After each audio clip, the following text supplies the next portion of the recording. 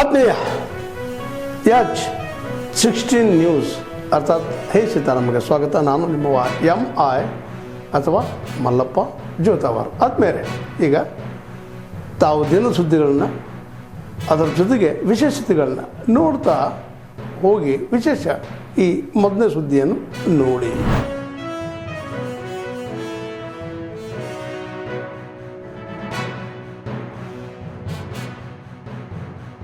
मैं राज्य विधानमंडल के संयुक्त अधिवेशन में आप सभी का हार्दिक स्वागत करता हूं। मुझे कर्नाटक विधानमंडल के एक और संयुक्त सत्र को संबोधित करते हुए हर्ष की अनुभूति हो रही है। कुल मिलाकर राज्य की आर्थिक, सामाजिक और भौतिक विकास की गति दोगुना करने के लिए मेरी सरकार पूरी तरह प्रतिबद्ध है। जय हिंद, जय कर्नाटक।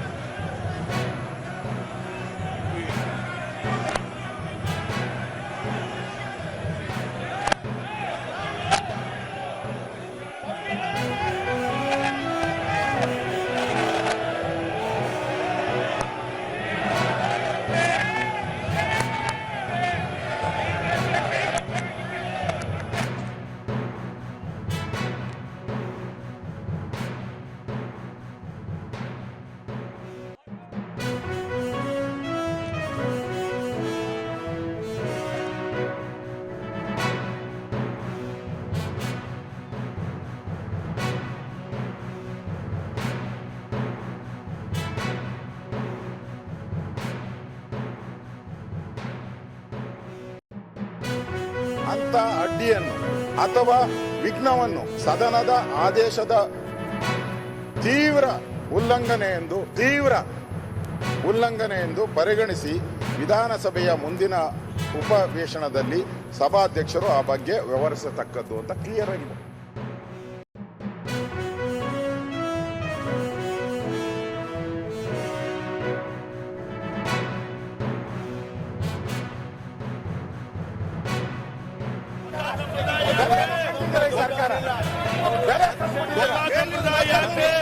ಹೊಸ ಸಂಪ್ರದಾಯಕ್ಕೆ ಅಲ್ಲಿವರೆಗೆ ನಾವು ಚರ್ಚೆ ಮಾಡಬೇಕಾಗಿದ್ದ ಅಧ್ಯಕ್ಷರೇ, ಆದ್ದರಿಂದ ಹೊಸ ಸಂಪ್ರದಾಯ ಯಾಕೆ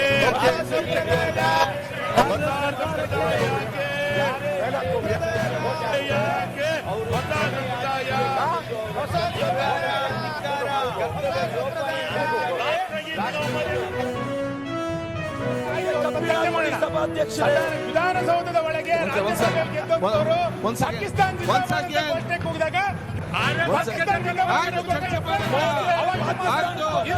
ರಾಷ್ಟ್ರಗೀತೆ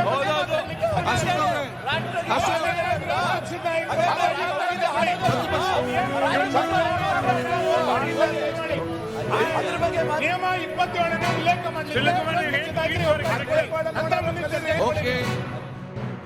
ಮೇರೆಗೆ ವಿಧಾನಮಂಡಲದ ಉಭಯ ಸದನಗಳು ಸಭೆ ಸೇರುವಾಗ ಅಥವಾ 175ನೇ ಅನುಚ್ಛೇದದ ಮೇರೆಗೆ ವಿಧಾನಸಭಾ ಸದಸ್ಯರು ಮಾತ್ರ ಸಭೆ ಸೇರುವಾಗ ರಾಜ್ಯಪಾಲರ ಭಾಷಣದ ಅವಧಿಯಲ್ಲಿ ಯಾರೇ ಸದಸ್ಯರು ಯಾವುದೇ ಭಾಷಣ ಮಾಡುವ ಮೂಲಕ ಅಥವಾ ಯಾವುದೇ ಕ್ರಿಯಾಲೋಪವೆತ್ತಿ ರಾಜ್ಯಪಾಲರ ಭಾಷಣಕ್ಕೆ ಮುಂಚಿತವಾಗಲಿ ಅಥವಾ ತರುವಾಯವಾಗಲಿ ರಾಜ್ಯಪಾಲರ ಭಾಷಣಕ್ಕೆ ಅಡ್ಡಿ ಉಂಟು ಮಾಡತಕ್ಕದ್ದಲ್ಲ.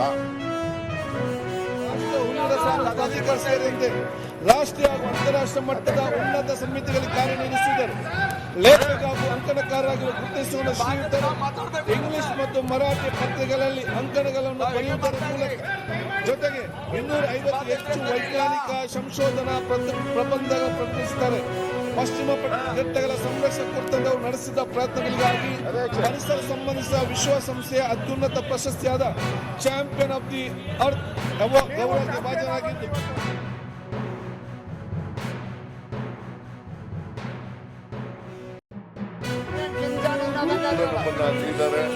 ಮತ್ತೆ ಬೆಂಗಳೂರಿನ ನಗರ ಪಾಲಿಕೆಯಲ್ಲಿ ಸದಸ್ಯರಾಗಿದ್ದರು ಕೂಡ ಒಮ್ಮೆ ಅಂಥವರು ನಮ್ಮನ್ನು ಅಗಲಿದ್ದಾರೆ. ಅವರ ಆತ್ಮಕ್ಕೆ ಚಿರಶಾಂತಿ ದೊರಕಲಿ ಅಂತೇಳಿ ನಾನು ಪ್ರಾರ್ಥನೆಯನ್ನು ಮಾಡ್ತೇನೆ. ಮಾಧವ ಗಾಡ್ಗೀಳ್, ಪ್ರೊಫೆಸರ್ ಮಾಧವ ಗಾಡ್ಗೀಳ್ ಅವರು ಪ್ರಖ್ಯಾತ ಪರಿಸರ ವಿಜ್ಞಾನಿ. ಅವರು 42ರಲ್ಲಿ ಪುಣೆನಲ್ಲಿ ಜನಿಸಿದ್ರು. ಅವರಿಗೆ ಪದ್ಮಶ್ರೀ, ಪದ್ಮಭೂಷಣ ಪ್ರಶಸ್ತಿಗಳು ಸಿಕ್ಕಿದ್ದು. ಶಾಂತಿ ಸ್ವರೂಪ್ ಪಾಟ್ನಗರ್ ವಿಜ್ಞಾನ ಮತ್ತು ತಂತ್ರಜ್ಞಾನ ಪ್ರಶಸ್ತಿ.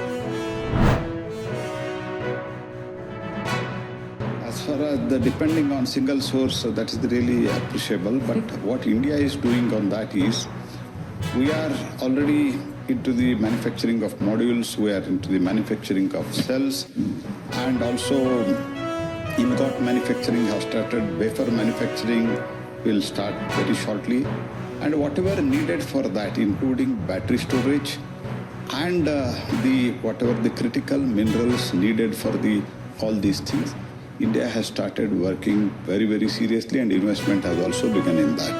We have brought in very, very investment friendly policies that I would like to make this thing very, very clear to the world that I fully endorsing the views expressed here, but the thing is we are acting on that also. Second point, what I would like to tell, with these renewables, question is whether it is affordable. According to me, it has in India, experiment is very, very successful. So I can say, as our country take the rapid strides on scaling up the renewables, we don't see energy security, affordability, sustainability as competing priorities. 10-11 years under the leadership of Prime Minister Sri Modi, what has been done, 267 gigawatt we have already reached as far as renewables are concerned. Means more than 52% of the energy mix is from the renewable now.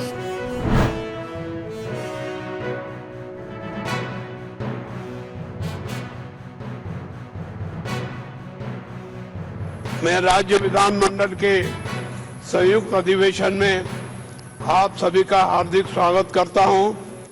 मुझे कर्नाटक विधानमंडल के एक और संयुक्त सत्र को संबोधित करते हुए हर्ष की अनुभूति हो रही है। कुल मिलाकर राज्य की आर्थिक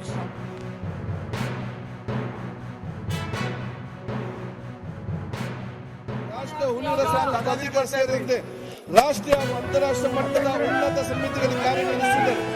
ಲೇಖಕ ಹಾಗೂ ಅಂಕಣಕಾರರಾಗಿ ಗುರುತಿಸುವ ಶ್ರೀಯುತರು ಇಂಗ್ಲಿಷ್ ಮತ್ತು ಮರಾಠಿ ಪತ್ರಿಕೆಗಳಲ್ಲಿ ಅಂಕಣಗಳನ್ನು ಬರೆಯುವುದರ ಮೂಲಕ ಜೊತೆಗೆ 250 ಹೆಚ್ಚು ವೈಜ್ಞಾನಿಕ ಸಂಶೋಧನಾ ಪ್ರಬಂಧಗಳು ಪ್ರಕಟಿಸಿದ್ದಾರೆ. ಪಶ್ಚಿಮ ಘಟ್ಟಗಳ ಸಂರಕ್ಷಣೆ ಕುರಿತಂತೆ ಅವರು ನಡೆಸಿದ ಪ್ರಯತ್ನಗಳಿಗಾಗಿ ಪರಿಸರ ಸಂಬಂಧಿಸಿದ ವಿಶ್ವಸಂಸ್ಥೆಯ ಅತ್ಯುನ್ನತ ಪ್ರಶಸ್ತಿಯಾದ ಚಾಂಪಿಯನ್ ಆಫ್ ದಿ ಅರ್ತ್ ಅವಾರ್ಡ್ಗೆ ಭಾಜನರಾಗಿದ್ದು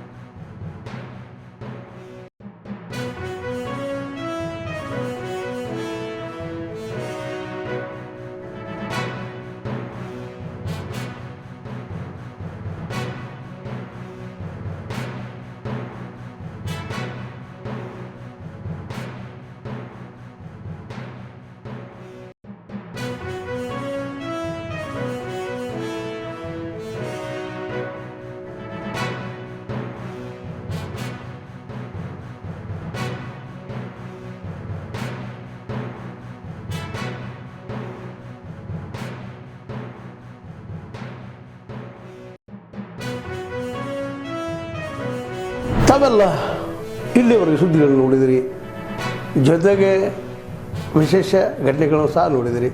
ಅದು ನಿಮ್ಗೇನು ಅನ್ನಿಸ್ತು? ನಿಮಗೆ ಲೈಕ್ ಮಾಡಿರಿ, ಶೇರ್ ಮಾಡಿರಿ, ಕಾಮೆಂಟ್ ಮಾಡಿರಿ, ಜೊತೆಗೆ ಸಬ್ಸ್ಕ್ರೈಬ್ ನಿಲ್ಲಿಸ್ಬೇಡ್ರಿ.